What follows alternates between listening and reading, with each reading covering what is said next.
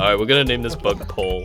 Pole? Like P-O-double-L or P-O-L-E? P-O-double-L or P-O-L-E? P-A-U-L, like pole. Oh, pole! This is Core Keeper. Developed by Pugstorm, this game, in my personal opinion, is a great starting point for gamers who aren't familiar with the sandbox survival genre. Unlike Minecraft and Terraria, Core Keeper is a top-down view, allowing players to be aware of their surroundings as they explore a gigantic cavern, dangerous monsters that await its prey, yet an evolving world that's uncharted, waiting to be revealed. Published by Fireshine Games, it is available on PC and available consoles, allowing easy access for the gaming community. As of this review, the latest versions are up on display for different platforms, and in this video, I'll be reviewing version 1.1.2.10. The major update that's coming out supposedly in January has been delayed somewhere around February, so for viewers who are waiting for this to release, keep a lookout. Now, viewers, let's get right into the gameplay.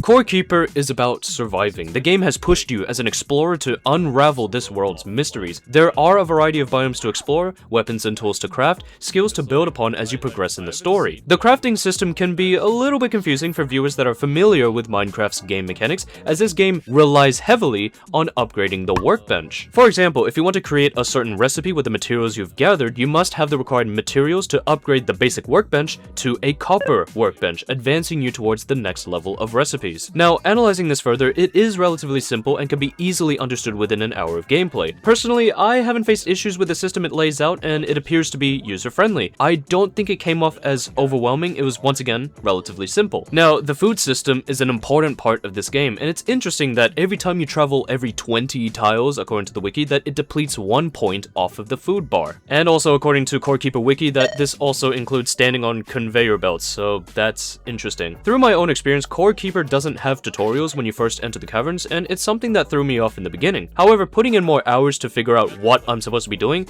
it honestly feels rewarding to understand the basics. It doesn't take too long, and Core Keeper doesn't overwhelm its players to know every bit of detail of this game. There are so many things to discover, and this map is huge, like fucking hell! There's another cattle. We're gonna name this... Skyber. Kirby. Just no...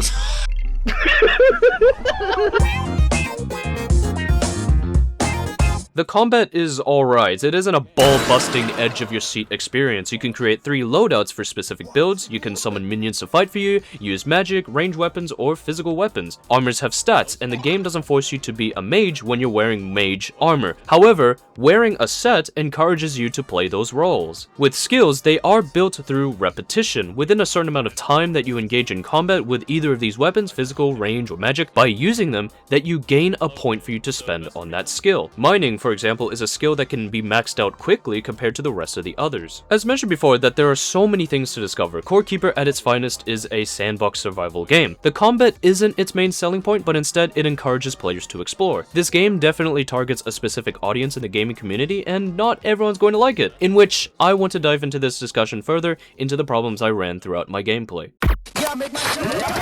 The first important thing to point out are skills. With skills, it takes a fair amount of dedication to maximize. To elaborate, these attributes that you want to focus on, but you sidetracked with another, may take countless hours of playtime. For example, with my current build, I am running a ranger.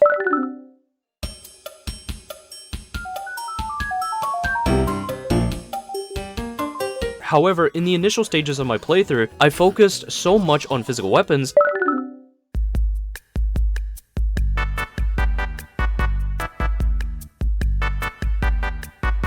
that having a ranger built in this current state, it isn't efficient in terms of its attributes, so why focus on a ranger build or even a mage build when I can just solely go back to being a fighter instead? I wish that you could allocate different points instead of exclusively gaining said points. Now, the good news for this is that as you progress into the game, the weapons you collect for different types of build are not, and in quotation marks, under-leveled. And I'm glad that this game doesn't require you to reach a certain level for you to use the weapon to be overpowered. In theory, you could rock up to an enemy and one-shot with possibly the strongest weapon without requirements. I don't mean to say I don't like how the system plays out per se, but for someone like me who wants to optimize their build for certain games, that it can be a challenge, and in my opinion, it may not be worth the hassle. Second of all, this opinion varies a lot, and I don't personally find it to be a hinder to my own experience. This game can be incredibly easy. Okay, this is the second time I said it's too easy. The first time I said this in Monster Hunter Wilds, and now it's Core Keeper. What's going going on? Well, I wanted to point this out because I reckon viewers may have different opinions on what games can be considered challenging versus what can be easy for them, which is why I want you to understand that this particular point is subjective and open for comments. Because the rules the game sets out for us becomes easier to pick up, and with its user-friendly game mechanics, I reckon the gaming community will find this easy. And we're not talking about the combat itself, we're talking about the general idea of Core Keeper. Let's take Terraria, for example. Its overall experience is complex, the exploration is challenging, and getting specific things for a specific build can be grueling often. For Core Keeper, and especially during the later stages of the game, you could possibly explore deep enough to get a stronger weapon without requirements, and you could course through different bosses and enemies smoothly like butter. So, compare it to Terraria.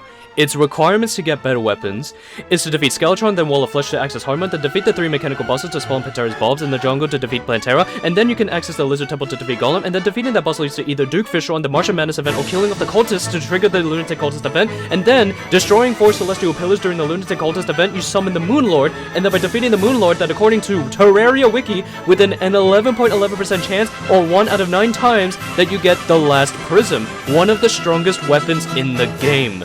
Holy fucking shit. So in other words, Core Keeper bypasses requirements to obtain good items. Depending on your experience as a gamer, whether you are casual or a competitive type of person, this particular issue varies. Finally, the game can be boring if you don't have a plan. I don't even know if I consider this an issue. This particular point I gave out is debatable, and I'm more than happy for viewers like you to comment about this. For a long time, I've experienced different sandbox games. You got Minecraft, Terraria, Gmod, Roblox,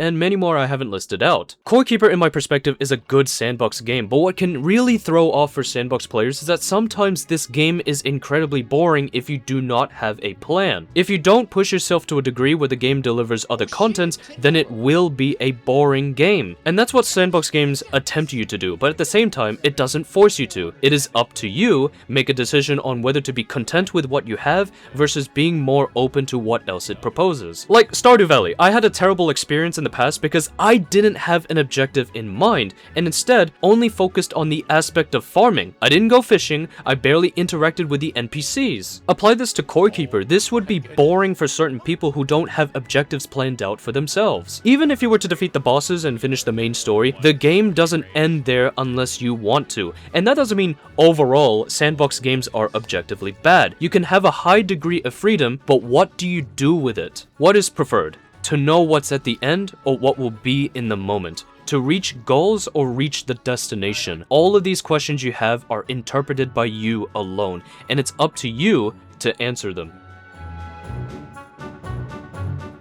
While reviews contain information by a journalist or reporters, it's for the community to elaborate their own opinions on the content. It is no surprise that people look up to them for consideration. And we, as the consumer, especially us gamers, are responsible for what we do with that information. That's why we come to a verdict and a standpoint on whether to try something or not try something. Minecraft, also highly recommended, an example of a sandbox game, gives you freedom, while Core Keeper sets a path for everyone to explore its world, while also offering a user-friendly experience. Accessibility for the gaming community to try out this game on different platforms is wonderful, and with its simple game mechanics and a basic combat system, I would recommend new viewers to check out this game.